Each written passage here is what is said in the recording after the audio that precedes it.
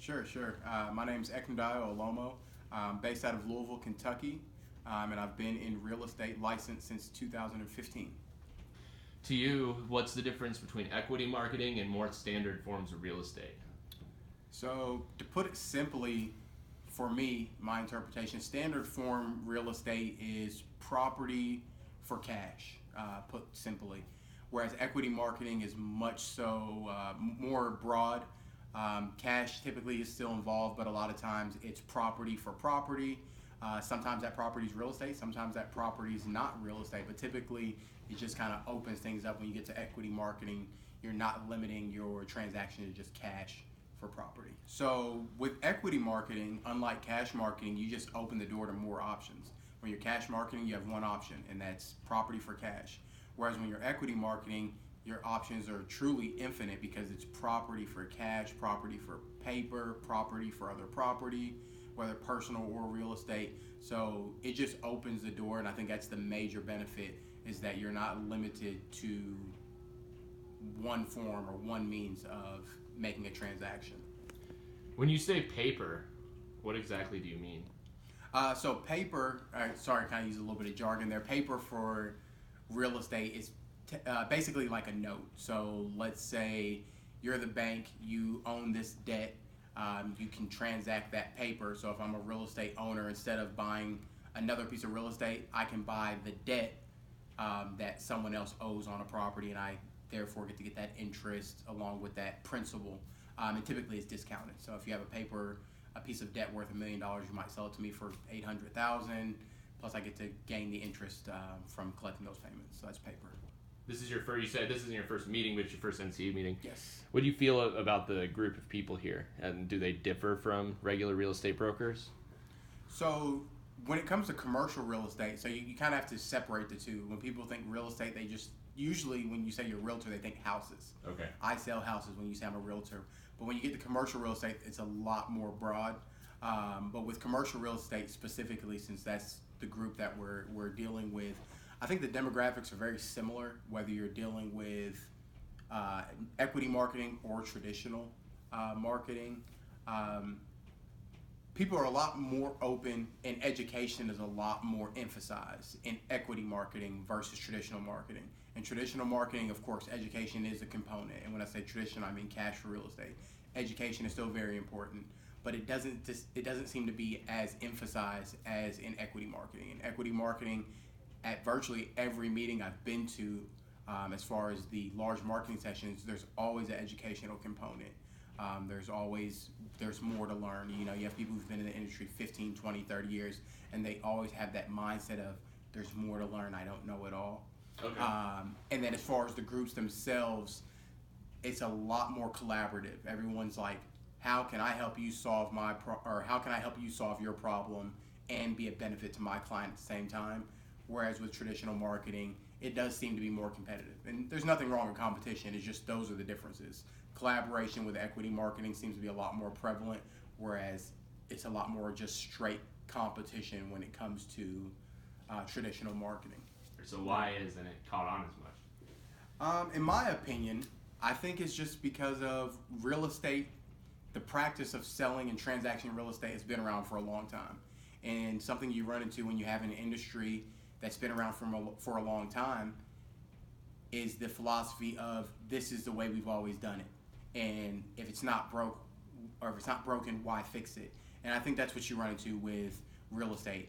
A lot of individuals, in my opinion, believe traditional transactions, cash for property, it works. So why do we need to do something different? And I think that's, in my opinion, the biggest thing that's kept it from growing bigger. It's just the whole, why learn something new if what I'm doing already is working? The familiarity component of it. We're familiar with transactions this way, so let's just keep doing it this way. So yeah, but sometimes it's not possible to sell things for cash, as I'm sure you've run into or you know of run into where there's not enough cash or there's not enough desire for the property offered. Correct. And in that situation, if you're not familiar with these other methods, you're at a standstill. You're at a stalemate. That is correct. And in my opinion, again, these are all my opinions, but I would say a lot a lot of brokers or realtors who do cash transactions, when they run into that situation, it's a stop point for them. That's it. If they get a listing that they can't sell for cash, they let it expire, or it expires, or the client terminates the contract, and they move on to the next thing. Whereas with equity marketing, you still have opportunities outside of that, and if you've done your job correctly, you've already educated and counseled your client on the other options and possibilities, to where if cash isn't working, we have other options. And again, when it comes to traditional marketing, I think they just stop at either we can sell it or we can't, and if I can't, we'll either reduce the price or drop the listing. If it won't sell, they just move on. It's the move on. It's the next philosophy rather than next idea. It's just next property, next client. First, what type of real estate broker do you need to be to want to embrace type of stuff like this? I would say key word and one word: open-minded. I guess it's 2 words, but yeah, open-minded. Thinking outside of the box. And as Dale said, I can't remember his last name, but as Dale said, not necessarily thinking out of the box, but realizing there is no box, because there isn't. It's just people. People created everything you see around you, so there is no defined box when it comes to real estate or when it comes to any business. And if you have that mindset, I think then you could possibly open to equity market. Have you done an exchange yet in your career? In real estate, no, I haven't. I have not done an equity exchange at this point in my career. But on another subject, when I was a young child and before money had any real value to me, because I was a kid, and it's kind of one of those stories from a long time ago, I did equity transactions. I would trade one item, in this case being a toy car, for another item being a different type of toy, by showing, hey, this has more benefits that you're looking for, and your item has more benefits that I'm looking for. And that wasn't, in essence, an equity transaction. There was no cash involved. We trade similar item for similar item, and made a transaction.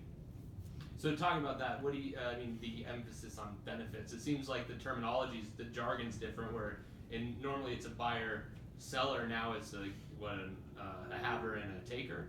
Yes, havers and takers. So at the end of the day, with equity marketing, it's all about, like you said, it's all about benefits. What benefit does the haver, so the owner of the property, have in that property? What benefit does that property give that a taker is looking for? So for instance, if I have a piece of property and it provides XYZ benefit that are no longer benefits to me, but could be benefits to someone else, like maybe yourself, it's just fitting those together. So it's almost like a puzzle piece. I'm not looking for this benefit, so I'm not looking for this piece, but you are. So let's connect it that way. It seems like a lot of terminology that comes up when I'm interviewing people is problem solving. You Yes. find problems, and that's the thing is, like, a lot of people here are looking for those nightmare problems, whereas other real estate brokers are avoiding them at all costs, right? So does that type of mentality excite you? Yes, I think it does. It does. I know it does. At the end of the day, it's a career, and if you have a career that doesn't provide income, you don't have a career, you have a hobby, and that's just the reality of the matter. But at the same token, if you go into a career like real estate, where it does provide the opportunities to solve people's problem and help them, it's a win-win. And at the end of the day, whether your focus is truly purely just to help people, if you go at it with that mindset, people get helped and you also make money. At the end of the day, if you can solve people's problems, it's only a matter of time before the financial benefits will catch up with you. Just kind of the law of reciprocity. You help people solve problems, it's going to come back around, and the financials, they'll catch up with that. It's pretty easy. Do you like your job? No, I love it. All right. Thanks a lot, buddy. No problem.